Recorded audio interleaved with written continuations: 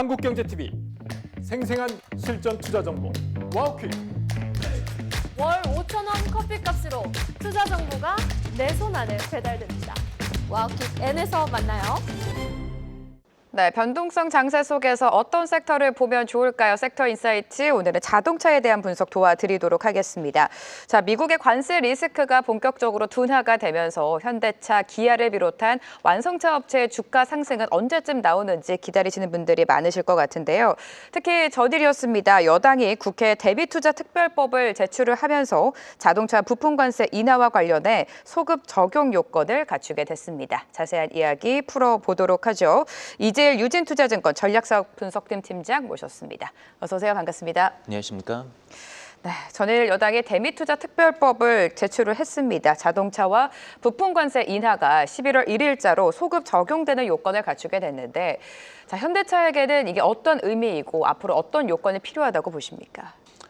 25%에서 15%로 관세 인하가 되는 부분이 이제 확정이 된 거고요. 네. 11월 달부터 소급 적용이 되게 됐는데 예상보다는 약간 좀 지체가 된 측면이 있습니다. 저희가 4분기 때부터는 관세가 인하가 될 것으로 봤었는데 11월로 가게 되면은 기존에 미국으로 공급된 물량들이 4분기 중에 일단 판매가 될 거기 때문에 4분기 실적의 15% 관세 인하 효과가 아주 크게 작용하기는 쉽지 않을 것으로 좀 예상이 됩니다. 그래서 4분기 실적까지는 여전히 관세 영향권에 좀 머물러 있다고 봐야 될 것 같고 내년도부터는 15% 관세 인하된 효과, 15% 내려간 효과가 온기로 이제 반영이 되면서 올해보다는 내년도 실적이 성장을 하는 그림이 나올 것으로 예상을 합니다. 현대기아차 입장에서는 이제 미국 쪽에서의 대미 생산을 늘리면서 관세 부과에 대해서 대응을 할 필요가 있을 것으로 예상이 되고요. 거기에 대해서 미래 기술에 대한 투자를 확대함으로써 이런 미국에서 생산돼 있어서의 인건비 증가라든지 아니면 글로벌 경쟁 상황에서의 자율주행이나 이런 로보틱스 관련된 분야에서 어떤 기술 경쟁력 올리는 이런 부분들이 있을 것으로 예상이 됩니다. 네, 25%에서 15%로 관세가 인하가 됐습니다. 앞으로의 실적 측면을 면밀하게 살펴봐야 될 텐데 3분기를 생각해 보자면 현대차랑 기아 같은 경우에는 미국 관세발 충격이 그대로 확인이 됐습니다. 4분기에는 분위기가 달라질 것이다. 실적 터널라운드가 예상된다. 이런 이야기도 많죠. 어떻게 보십니까? 3분기가 올해 연간 실적의 저점은 맞다라고 생각을 하고 있고요. 앞서 말씀드린 것처럼 4분기 때 전년 대비 그리고 3분기 대비로도 많이 개선이 될 겁니다. 다만 이젠 관세 인하 시점이 11월 달로 네. 약간 좀 뒤처진 부분이 있기 때문에 4분기 예상했던 것보다는 조금 실적 개선 효과가 좀 미흡할 수 있다. 이렇게 봐야 될 것 같고요.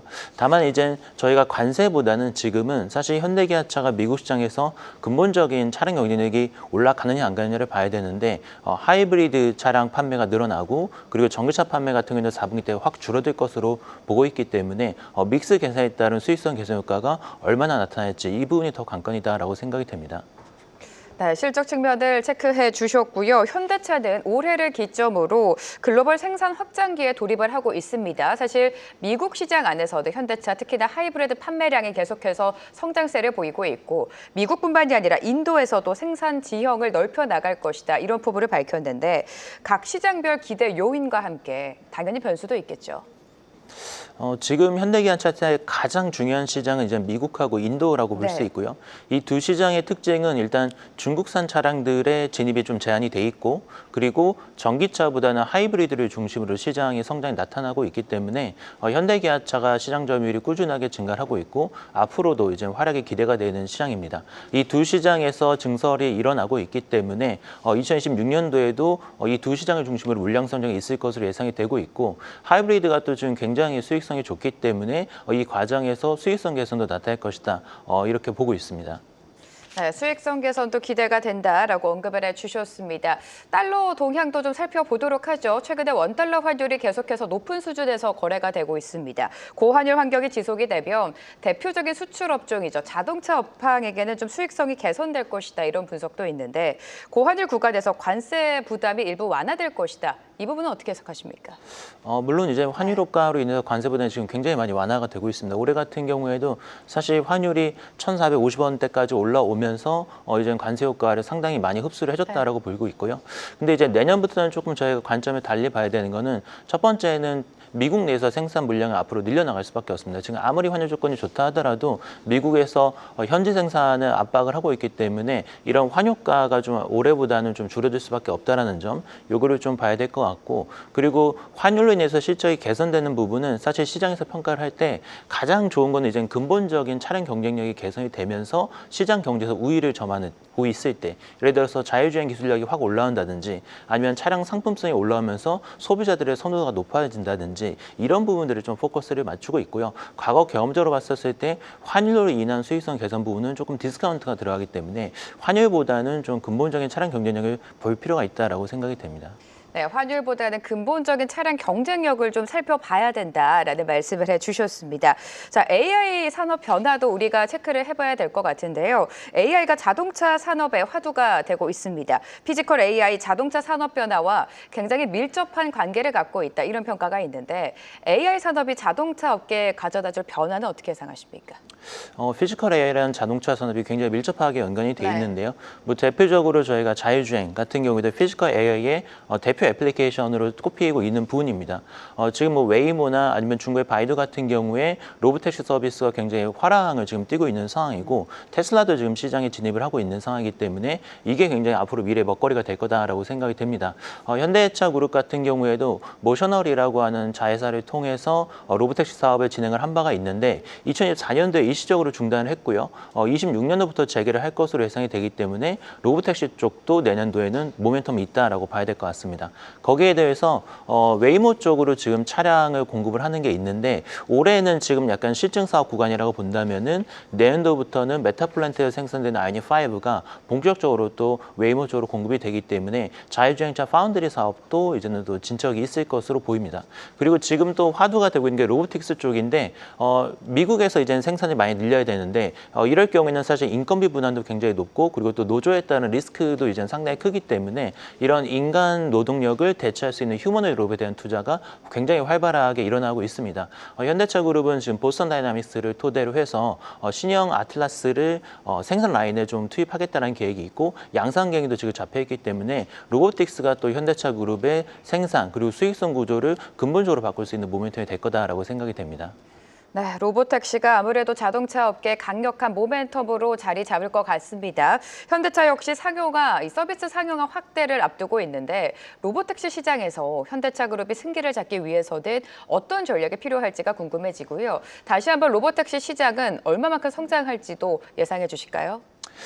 지금 로보택시 시장의 성장 속도를 보게 되면은 예를 들어서 웨이모 같은 경우에 지금 분기 주당 20만 건 정도 이제 돈을 내고선 사용하는 유료 고객들이 나타나고 있다고 합니다. 네. 그러면은 분기 기준으로 봤을 때는 200만 건 이상 지금 되고 있는 상황이기 때문에 소비자들의 어떤 로보택시에 대한 어떤 진입 장벽, 심리적인 장벽 이런 것들이 거의 무너져 가고 있고, 기술적으로 완성도가 올라간다면 기꺼이 이 서비스를 이용하겠다라고 지금 올라와 있다라고 보고 있습니다. 결국에는 많은 부분에 있어서 차량 판매를 이제 로보택시가 또 서비스로 대체를 하게 되는 거고요. 현대차 그룹이 기존에 부족했던 거는 사실 데이터를 모아가지고 AI 트레이닝을 해야 되는데 이런 트레이닝을 할 수 있는 여러 가지 인프라가 많이 부족했습니다. 근데 이번에 엔비디아의 협업을 통해서 데이터 센터도 건립하고 여러 가지 로보택시를 트레이닝할 수 있는 시뮬레이션 툴도 갖춰지기 때문에 앞으로는 이제 이런 부분에 있어서 선도 업체들을 따라잡을 수 있는 기술적인 기반들이 많이 갖춰져 있다라고 판단을 하고 있습니다. 네, 앞서서 휴머노이드 로봇 성장에도 집중을 해야 된다라고 언급을 해주셨는데 자동차 산업 내에서 휴머노이드 산업의 역할은 뭐라고 보십니까? 결국에는 네. 궁극적으로는 이제 무인 공장 시스템을 운영을 하는 것이겠죠. 이제 사람이 없이 24시간 로봇들만 그렇죠. 가지고선 풀리 이제 공장을 가동하는 건데, 사실 자동차 조립 공장 같은 경우는 지금도 자동화율이 굉장히 많이 올라 있는 상태고요.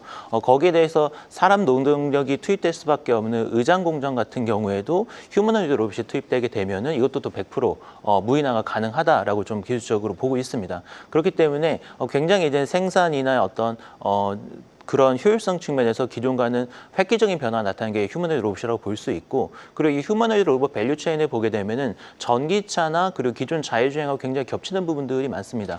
핵심 부품의 액추에이터 같은 부분이 결국에는 모터 기술들 그리고 컨트롤 기술이기 때문에 자동차나 자율주행차에 들어가는 거랑 굉장히 유사하다라고 볼 수 있고요. 그리고 브레인이라고 할 수 있는 AI 같은 경우에도 자율주행 택시를 트레이닝 하는 과정에서 로보택시 트레이닝 하는 과정에서 AI랑 상당히 유사하게 밸류체인이 형성이 돼 있기 때문에 결국에는 지금 이런 전기차, 자율주행차 그리고 휴머노이드 로봇이 같이 이제는 개발함으로써 효율성이 극대화될 수 있는 측면이 있기 때문에 자동차 산업이 이 부분에 진출하는 데 굉장히 유망한 장점들을 가지고 있다라고 보고 있습니다.